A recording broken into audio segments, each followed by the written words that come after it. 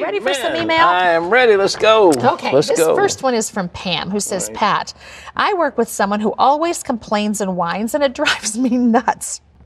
I'm normally easygoing, but I have a hard time dealing with negativity. What do you think is the best way to deal with complaining and whining? Well, Pam, the first thing you ought to do is just be, if I can use the term, ebullient, just boiling over with happiness. You know, this is the day the Lord hath made, and I rejoice and am glad in it. And wherever they see you and whatever you say, it is positive. Now, will that be a good infection that'll change this whiner? You'd hope so, but you got no guarantee. But the last thing you would want to have happen is for the whiner to ruin you. So after a while, you just got to leave her alone. I mean, you know, if you just can't have any dealing with somebody that's that way, you can't do it. They will destroy you. Yeah, she works with her. That might be kind of hard to well, get away she's from. got to go someplace else and ask them for a transfer. This is from Bonnie, who says, my friend has asked my husband and me to pray for her marital problems. I'm having a hard time because she refuses to go to a marriage counselor. Am I sticking my nose in where it doesn't belong? I feel like she's laying responsibility on me to pray her through and not doing all she needs to do to save her marriage. Well, Bonnie, you say she's asking you for prayer and you want her to go to a marriage counselor. Why don't you and your husband sit down and go over some of the problems? You know, you probably are as good marriage counselor as some of the professionals. And let her talk through her problems and help her. You're not sticking your nose in because she's asking you for help. But don't just think that you're going to pray and that's going to be the end of it. If you think she needs marriage counseling, then sit down and go over the problems. I mean, just you and her and your husband and you and her and see what happens. Okay, this is Ariane, who says, I don't understand why God has put doctors here. Doctors don't heal people, but God does. Why did he create this profession when he's the one that heals all and is the great physician? It really puzzles me. Well, why doesn't God feed everybody and do away with farmers? You know, he could if he wanted to, and he does supernaturally look after people. I mean, he sent ravens to feed his prophet, you know, but that's not the normal way of doing it. He's ordained that we would help one another. And as far as people who don't know him, they're not going to all get healed. I mean, he heals people of faith who have seen the power of God at work, but not the whole world. And so I'm thankful for doctors and medical professionals. I mean, thank God for what they can do for you. God uses them as he uses everything. Of course he does. Yeah. You know, as one great medical man says, that we bind the wound, but God heals it. And there still has to be somebody to bind the wound. You break your leg and you want somebody to put it in a cast and say, well, then the Lord begins to heal the bone. All right.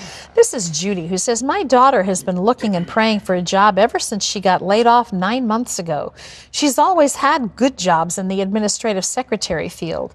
She thinks God has given up on her and he's not listening to her prayers. She has 2 kids and she's separated from her husband. Does God give up on people? Not executive secretaries who are looking for jobs. I don't think. Listen, it may be that God's got something much, much better for her. You know, if a door closes, you always look for an open door someplace else. And instead of going down, you go up. That girl probably has the ability to run her own business. She could run a business out of the home. She could set up her own secretarial business and take in clients. There's so many things that people can do instead of saying, I have got to go to a business and get hired as a secretary. Once you think that's the only avenue, then of course if that avenue closes, then you get frustrated. But think of what God can do. You say, okay, I've got a home office. I'm going to get a word processor, I'm going to get a computer, I'm going to get a few things like this, and I'll have internet access, and I'm going to start taking on clients. And people would probably be very happy to have some help that way without having to put on a full-time secretary. You can't imagine what would be available. So go with it. Be creative, right? Well, sure. This is Merlin, who says, I'm 14 years old. There's a guy that I'm talking to, and I just found out that we have the same last name, but we're not from the same place. My parents said we're not related, but what if we are? Should we stay friends just in case? If you have the same name, you must be related somehow, right? Wrong. You're not necessarily related, but there really isn't anything wrong with being friends with your first cousin. I mean, if this person happens to have some affinity, the chances are your parents say you're not related, so believe them. They know more about it than you do. And so there's nothing wrong with having a friend. And the fact that you both have the last name does not in any way mean that you're related. This is Betty who says, Pat, do you believe the Holy Spirit is on the earth in the flesh? I know of someone claiming to be the Holy Spirit in the flesh. Well, that someone is mentally deluded, and I wouldn't have anything to do with them. The Holy Spirit, by very definition, spirit is not flesh.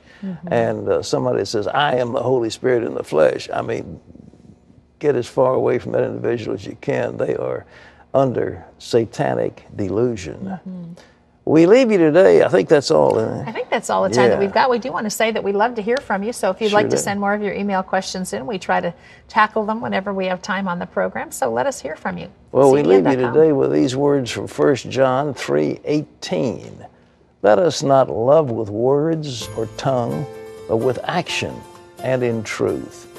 And by the way, we're here in action and in truth for you 24 hours a day. You can pick up your phone and call in if you have a prayer request, you want somebody to pray with you, to laugh with you, to cry with you.